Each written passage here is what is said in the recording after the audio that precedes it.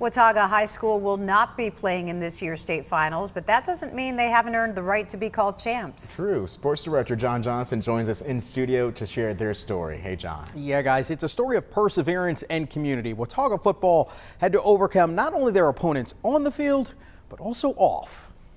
It's the sights and sounds of Friday nights in North Carolina. In Watauga County, that just means a little more. It's a chance for a community to rally and support its rising football stars. But nearly 3 months ago, all that was nearly taken away. In reality, it was a football team that would rally for its community. Coming off a great season last year, we don't necessarily expect to have the same results, but we're going to work to have the same results that we experienced last year. And going in the beginning of the part of the season, we're winning games, everything's going great, and then that night that the hurricane hit, it was kind of like a blow to the face. Dangerous and really life-threatening flooding happening right now from Galax Point south through Wilkesboro and heading into northern Iredell County. What you can expect for the afternoon, that flash flooding and that river flooding continuing in the mountains, gusts to 65 miles an hour. Weeks of rain left the ground saturated. Hurricane Helene was just the final straw. Western North Carolina would see record rainfall, with some places seeing over 30 inches of rain. The storm leaving devastation behind and destruction. In Watauga County, there were 2 recorded fatalities, lives destroyed, uprooted for weeks on end. I'm from Florida. I've been through hurricanes. We're not used to hurricanes up here in the mountains, and that's what a lot of people didn't understand, that in Florida they're used to it. Up here, it's kind of like if a blizzard hit Florida. I went to my buddy's house and we watched Thursday night football.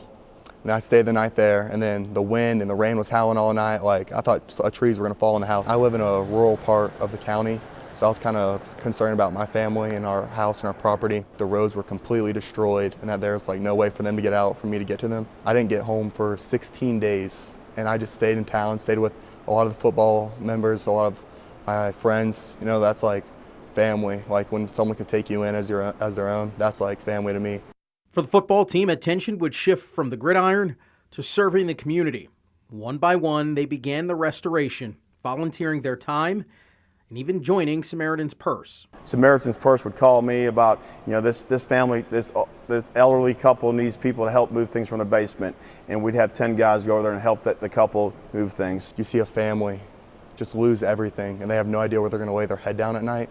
That's really struggle. Football became just an afterthought. But while the players focused on helping the community off the field, Coach Habich focused on how he could help the team, especially his senior class, a group that had already lost a football season earlier in their playing careers. He said, Coach, it feels like COVID, but we're the only one being affected. It kind of resonated where this senior bunch, they have a chance to lose their senior year as well too, along with 8th grade. So it was really, not only did we want to serve our community, but a big push to get back on the football field to serve our players. That push began almost immediately. For weeks, the players volunteering in the community by day, and at night, they'd stay sharp in the event that football would be played again.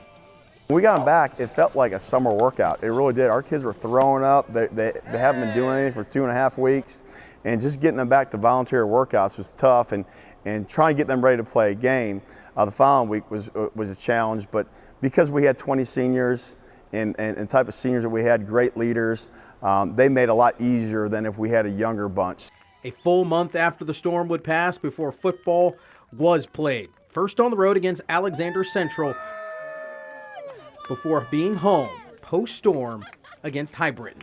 For nearly 30 years, Howards Creek Church has been feeding the pregame meals to the football team. Titus Mao, the youth pastor, grew up watching the football team as a kid, and now he's part of the team that provides the meals. That Friday night they returned to the football field at home was a day he'll never forget. There's so many people here that love football, that love Watauga. That's our ministry, that's our outreach. We have a section that's kind of on the 50-yard line at the football games, and so when we were able to just kind of get back to that spot, it was pretty cool. Cleanup in Watauga County continues, but spirits grow stronger each day. For a group of 48 high schoolers, their outlook on material things, life, and community have been forever changed, but as they put it, for the better.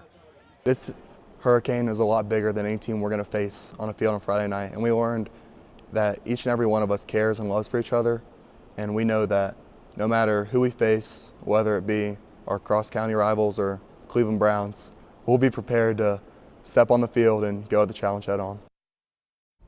Now, Watauga finished the regular season undefeated before falling in the second round of the state playoffs to Mallard Creek, guys.